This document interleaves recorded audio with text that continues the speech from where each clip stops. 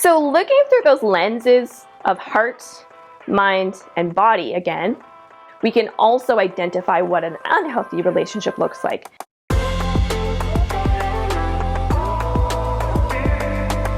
Because it's the opposite of healthy, where respect and value and voice are encouraged, it's the opposite. They're lost. So if you feel your mind, you don't get to make your own choices, you don't get to like a certain restaurant, you don't get to like a certain color, you don't get to like certain clothes, like if someone is making your mind up for you, you've lost your voice there, right? That's manipulative, that's controlling relationship. What about your emotions, right? If you're not allowed to feel uncomfortable and it's minimized or belittled or dismissed over and over and over again, if you're not able to express that, again, that's another area where you've lost your voice. If you don't have autonomy and ability to express your own emotions, that's an unhealthy relationship. Then there's your body as well, right?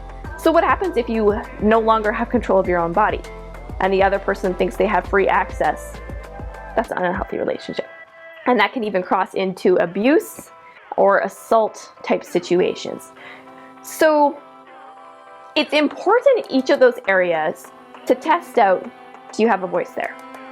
And even in small situations, for example, I grew up and I remember I've got some great brothers. We would tickle each other all the time. And I remember having this aha light bulb moment in my teen years where I realized I can say no.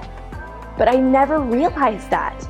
And it was such a light bulb moment. We need to stop or step back and realize that it's the little things. Practice saying no. Just practice it sometimes. And sometimes you just want a little more space. So if somebody wants to give you a hug or a high five, you can say no. And so you want to be able to understand that you have body autonomy in a healthy way. Teen dating violence. So I'm going to use the word abuse. But technically, in the Canadian legal system, abuse is when someone in a position of power or authority is assaulting someone under their power authority. Someone older in age, a manager or a boss or a teacher or a parent. If those positions of power are abused to take advantage of somebody under their care, that's considered abuse. In the Canadian legal system, assault is when peers or somebody on the same power scale, essentially, one person is not responsible for the other, they're peers. Assault is what that's called when physical harm or emotional abuse is the word that we usually use in common language. So I'm going to use the word abuse, but understand that in the legal system, there's a differentiation between assault and abuse. We can have physical, right? Physical abuse that can happen with pinching, hitting, shoving, kicking. In extreme situations, it can be excessive tickling, right? It's not something you're going to take to court, but you can recognize that you're losing the respect for your own body space, right? And your own body boundaries. So physical, emotional abuse can also be happening in a relationship. And there's a spectrum, right? It can be death by 1,000 paper cuts, right? The thousands of little comments that add up over time. Or it can be the big explosive verbal outburst. Those are all valid and they all can take a toll on people, right? So you need to see what is the impact on you. If you're walking away feeling stupid all the time and feeling like you're losing confidence to speak up, it could be an emotionally abusive situation. There's also sexual abuse, right?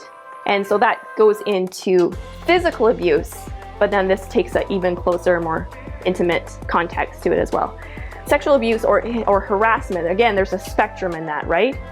So is it comments right up to actual violation, right? Body violation. And then there's also stalking. Stalking is that mental intimidation and pressure. Stalking might seem like it's nothing, but if somebody's presence, pressure, harassment is repeated that way and it's undermining your sense of safety, your mental security, we need to consider that as well and recognize it for what it is. So we've got physical, emotional, sexual, and stalking is kind of a quick overview of teen dating violence that can occur. What about online? Online abuse, can that happen? Do you have a digital body? So your digital body or digital representation is any verbal description or any photos of you. Does that count? Does it count as violence? I would say a strong yes, and the Canadian legal system also would agree with that. The impact of digital abuse is very real. This past summer, I had the chance to support trafficking survivors, people who were being trafficked, honestly, by one of the largest Canadian website companies. And their videos were shared as a minor on this site without their permission. And it was videos of them, I'm not kidding, being gang raped as a child. And this was on a Canadian website. They had to experience the abuse, first of all. That was terrifying. But then to know that thousands, hundreds of thousands, even millions of people are viewing their abuse, they feel like they're just re-traumatized day by day. And actually, one survivor that I was in contact with told me that if she had a choice to only live for one more year of life and lose the rest of her life, but she knew by only having 1 year left, every single image of her abuse online would be deleted, she would do it, because that just hangs over her head. So we have to take this very seriously. We all have phones now, right? And so when I was a teen, I'm sure I know I did stupid things and impulsive things in the moment, but it wasn't digitally cemented, right? Never take a picture of yourself with no clothes on. Number one, if you're under 18, that is legally the definition of child pornography. And even by having it in your possession, it's illegal. And even just having it on your own phone. So I was part of a group this past summer that was trying to spread awareness about this Canadian company that has been profiting from sharing these videos of minors and pretending they didn't know. Part of our core team that was doing this, one survivor's gone missing. Another survivor has been in a coma for the last 30 days. Multiple people, including myself, has had personal documents hacked. What is online on your phone is not secure. Don't take nudes. Don't ask for nudes. Don't put your future at risk. Don't put the future of your friends at risk by taking nudes. It's not something to play around with. If you care about somebody, then build a healthy relationship that's not exploiting and that is not putting their future at risk. So my husband's a high-level tech guy, and here's a story about how your photos are not actually secure. Number one is he can be in Texas, and I literally called him up when he's on a road trip doing tech work, and I'll say, honey, I'm ready to break my computer, right? And within seconds, he will be on my computer, moving my mouse, typing on my screen. And that's what hackers do, right? So he only does that. He respects people's boundaries, and he will only do that when he has been given direct permission to do that. If it's online, if it's on your computer, if your computer is connected to the internet, it's not necessarily secure. Here's another thing. My little sister had a whole bunch of photos on her device, and she accidentally reformatted it. So that's the delete of all deletes next to a hammer. The next step up is to use a hammer, and that's the only more deleted you can get. She's in tears and she's lost every single photo on her device because she's reformatted it. But my husband, because he's a tech guy and he's got the skills, he said, whoa, it's okay. He was pretty confident that he wasn't going to come across any inappropriate pictures, and so he said, I can get them back for you. He sat down at the table with her device. Within half an hour, he had every single picture she had ever taken and deleted back. Remember that. What is taken and even deleted on your phone is not actually gone. And for those of you who are using Snapchat, there is a 6-month worth of storage. All those photos that are going on there, they have a giant server that stores the photos that are being shared through Snapchat. So don't take nudes. Don't take pictures of yourself with no clothes on. Even outside of, the child pornography laws and how that impacts your future and hackers, even outside of that, we have this incredible opportunity going online with social media and with all of this technology and the internet. We have an incredible opportunity to go out there and be a voice that encourages others, be a voice that values the heart, mind, and body of other people, right?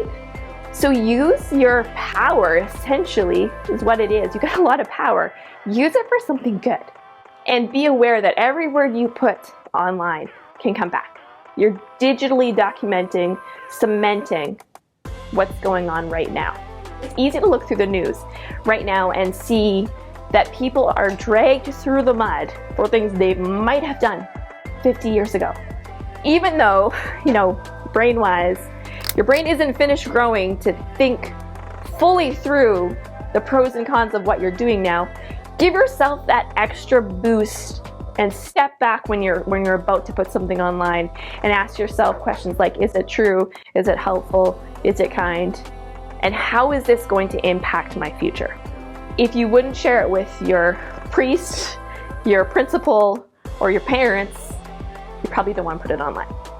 There's also a story of a man who's about to win the Heisman Trophy. I am so sorry if I said that wrong because I'm not a huge football fan, but he was supposed to win the big trophy, right? Then somebody found a tweet that he said when he was 14 years old. So just be aware of the power of what you're tweeting, because that tweet was perceived as racist, and it came back and was highlighted right at the height of his career when he's about to win this trophy. And then there's story after story after story.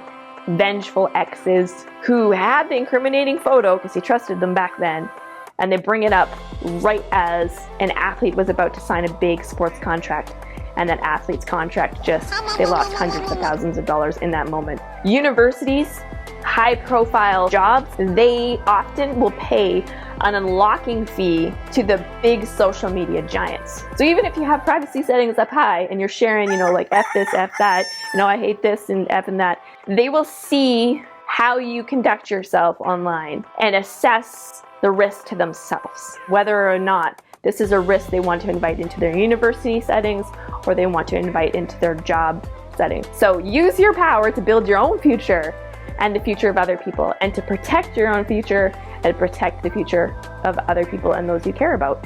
So what if you are in a situation where you've already shared something? You've shared a nude, or you see someone sharing photos of you.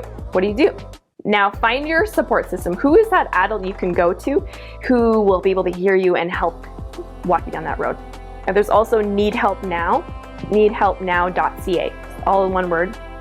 You can go to that website and it will take you through step by step. So if you go to a friend, or you're the friend and someone approaches you and says, hey, I shared this online and I can't get rid of it, now it's being shared over there, and they're terrified, right? Be that friend that helps the other person be bold and go with them to go get the support you need. So go to that website, check it out, see what you need to know. Then go to, whether it's a school counselor or whether it's a parent or somebody who can help you and who has access to people who have the technology to help you get rid of those photos for you.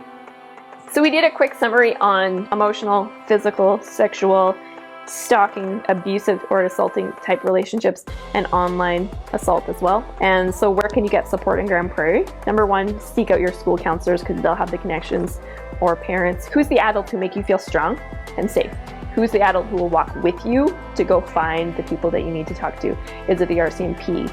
Is it the PACE Trauma Counseling Center, Sunrise House here in Grand Prairie, the Odyssey House Crisis Line for abusive situations, the Child and Youth Intervention Program?